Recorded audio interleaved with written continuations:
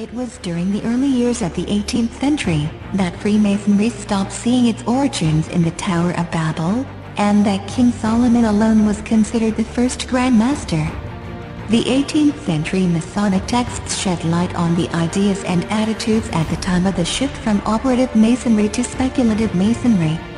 These texts are called the early catechisms.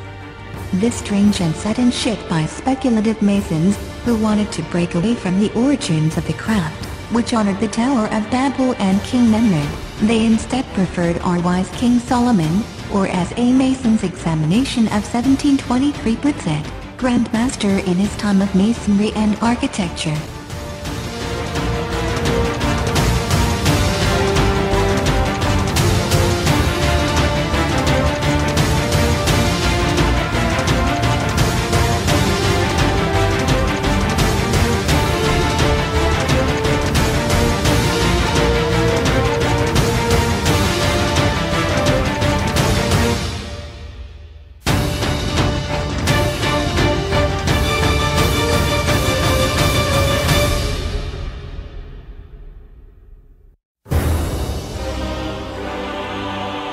In and on about the year 597 BC, King Nebuchadnezzar of Babylon besieged the kingdom of Judah, destroyed the first temple built by Prophet Solomon.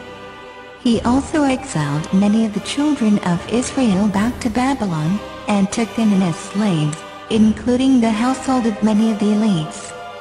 Babylonian records, called the Jehoiachin's Rations tablets, written in cuneiform and dating to 592 BC, mention some of the children of Israel elites as being recipients of food ration in Babylon.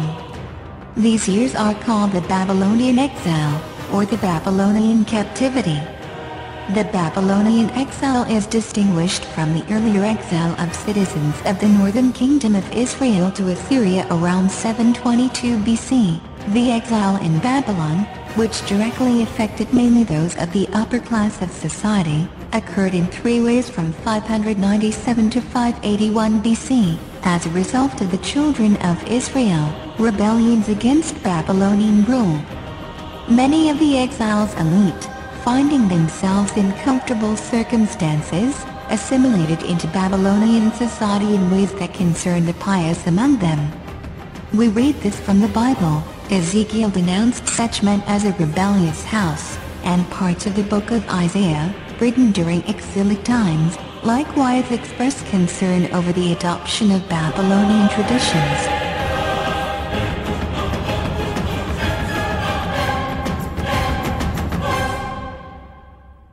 So what were these traditions that were learned by the children of Israel? يعلمون الناس السحر وما أنزل على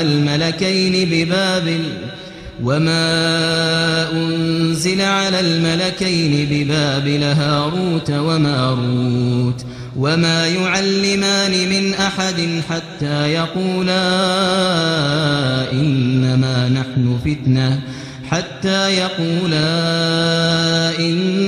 نحن فتنة فلا تكفر. The two angels must have come down in human form to teach those who wanted to learn, after warning them, as stated in God's book. In another chapter in regards to angels taking on human form, we read, وَلَقَدْ جَاءَتْ رُسُلُنَا إِبْرَاهِيمَ بِالْبُشْرَى قَالُوا سَلَامًا قَالَ سَلَامٌ فَمَا لَبِثَ أَنْ جَاءَ بِعِجْلٍ حَنِيذٍ فَلَمَّا رَأَى أَيْدِيَهُمْ لَا تَصِلُ إِلَيْهِ نَكِرَهُمْ وَأَوْجَسَ مِنْهُمْ خِيفَةً قَالُوا لَا تَخَفْ إِنَّا أُرْسِلْنَا إِلَى قَوْمِ لُوطٍ. Black magic is performed when a human magician communicates with the jinn and demands something, and in return, the jinn demands something from the human magician, like disbelief in God, to drink blood, a sacrifice, or to be worshipped, etc. We read from God's book. وأنه كان رجال من الإنس يعوذون برجال من الجن فزادوهم رهقا. The jinn did not only teach some of the children of Israel the magical arts. Once they had found out how to contact the jinn, by the two angels, although they were forewarned, it would equate to disbelief in God, and it was only a mere test of their faith. Many of them wrote down the instructions on how to perform black magic, and have tried to keep it a secret ever since. The jinn continued to teach them magic, and accused Prophet Solomon of committing disbelief, by practicing black magic. This is the reason why black magic practiced by many occultists today, is associated with Prophet Solomon, due to these accusations by the jinn, which were then adopted and transmitted by the Jews and other occultists, to this very day. So why did the jinn accuse Prophet Solomon of practicing magic? Because Prophet Solomon had power over the jinn, he enslaved them as a punishment for their evil doings. We read from the Book of God. وَلَقَدْ فَتَنَّا سُلَيْمَانَ وَأَلْقَيْنَا عَلَى كُرْسِيِّهِ جَسَدًا ثُمَّ أَنَابَ قَالَ رَبِّ اغْفِرْ لِي وَهَبْ لِي مُلْكًا لَا يَنبَغِي لِأَحَدٍ مِّن بَعْدِي إِنَّكَ أَنتَ الْوَهَّابُ فَسَخَّرْنَا لَهُ الرِّيحَ تَجْرِي بِأَمْرِهِ رُخَاءً حَيْثُ أَصَابَ والشياطين كل بناء وغواص وآخرين مقرنين في الأصفاد هذا عطاؤنا فامنن أو أمسك بغير حساب.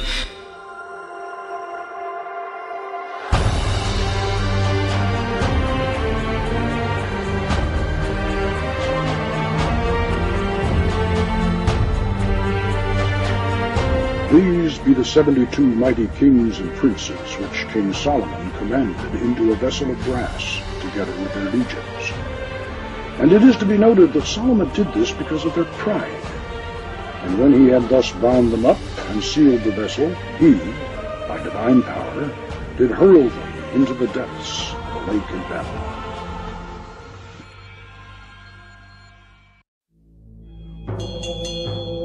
The black magicians have their mysticism, and they always firmly believe that they walk on the good path. No black magician believes that he walks on the evil path.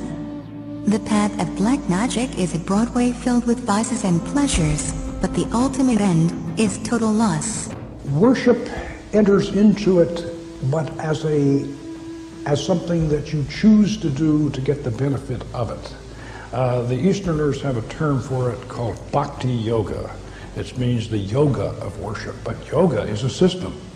So if we worship a deity, a goddess, or a god or something like that, we're doing it for a purpose.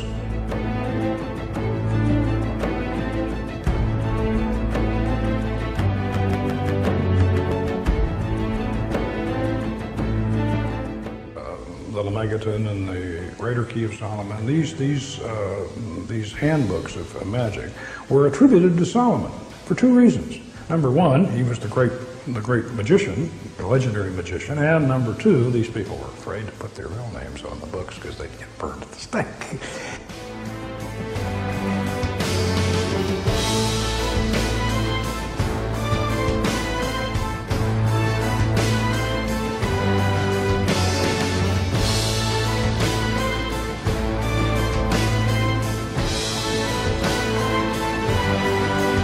Solomon is, of course, originally the king of Israel in the Book of Kings in the Bible. And he lived around 800 BC, and he was the great king who built Solomon's temple. So now from his legend, if you will, arises the Masonic fraternity, and also arises the legend of Solomon the great magician. He supposedly mastered the demons and the spirits, and as the Arabians say, the jinn. He didn't bother to do a closing pentagram or to close the circle or to banish the spirit or anything like that. So we just left. And then 3 hours later, she grabbed me out of a sound sleep and sunk her fingernails into me and woke me up, and she was staring up at the ceiling, and she said, "There he is." And I had to drag her back into the circle, and we had to exorcise that spirit. Magical rituals weren't only prominent in Babylon, or later in the Kingdom of Judah. It was also very much part of ancient Egypt, and was also part of their religious practices. Ancient Egyptian religion was a complex system of beliefs and rituals which was integral to ancient Egyptian society. It centered on the Egyptians' interaction with a multitude of deities, who were believed to be present in, and in control of, the forces and elements of nature.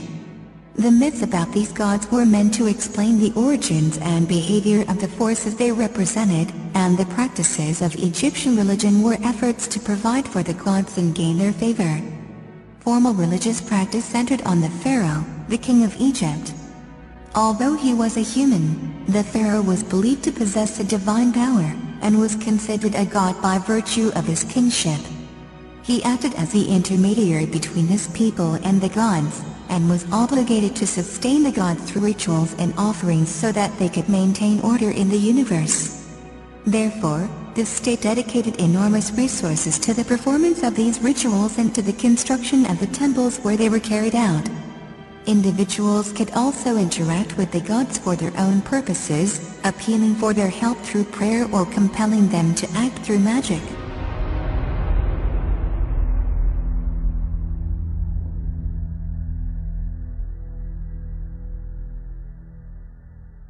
As the mystery religion spread all over the world from Babylon, they found expression in all countries of the ancient world, with only a change in the names of the gods and slight variations in the rituals. While the mystery religions were practiced in all of the countries of the ancient world, it was in Egypt where centuries of devotion developed them to their highest degree. According to Mason Manly P. Hall's book, Freemasonry, the Ancient Egyptians, and I quote, "It is now generally acknowledged that the Egyptians, of all the ancient peoples, were the most learned in the occult sciences of nature. The wisest of philosophers from other nations visited Egypt to be initiated in the sacred mysteries by the priests of Thebes, Memphis, and Hermopolis. There is indeed, as we have established, a very definite link between the Egyptian mystery religion and the Masonic Lodge. This link can be readily established from the words of Masonic authors, and testimony can be provided to remove all reasonable doubt." In the book, The Meaning of Masonry, by past Provincial Grand Registrar W. L. Wilmshurst, we find the statement, and I quote, "I am acquainted, for instance, with an Egyptian ceremonial system, some 5,000 years old, which taught precisely the same things as Masonry does." In the book, Freemasonry, Its Hidden Meaning, by George H. Steinmetz, we find the statement, and I quote, "Regardless of the origin of the modern lodge, or the name Freemason, we can, after freeing the symbolism of modern adaptations, discern in Freemasonry the outline of the teachings of the ancient mysteries of Egypt." In the same book, Mr. Steinmetz makes the statement connecting Freemasonry and the Egyptian mysteries. And I quote, "If the symbols can be consistently interpreted in this manner, throughout the 3 degrees we have confirmed Freemasonry to be the reincarnation of the ancient mysteries of Egypt." 33-degree Mason Manly P. Hall relates the efforts of early Masonic historians to link Hiram Abiff to the Egyptian mystery religion. Early Masonic historians such as Albert Mackey, Robert Fregold, and Albert Pike were of a single purpose in their efforts to establish a definite correspondence between the Hiramic legend of Freemasonry and the Osiris myth as expounded in the initiatory rituals of the Egyptians. From The Lost Keys of Freemasonry by 33rd-degree Manly P. Hall, man is a god in the making, and as in the mystic myths of Egypt on the potter's wheel he is being molded. Unas eats magical charms, behold, Unas eateth of that which the red crown sendeth forth, he increaseth, and the magical charms of the gods are in his belly. The following quote is a comment on the texts about King Unas by the translator of the Egyptian Book of the Dead, Each Wallace Budge, the notion that, by eating the flesh, or particularly by drinking the blood, of another living being, a man absorbs his nature or life into his own, is one which appears among primitive peoples in many forms. It is indeed an accurate assessment that these murders in the honest texts were performed in a ritual and religious manner for the purpose of obtaining the life force or energy force of the victim.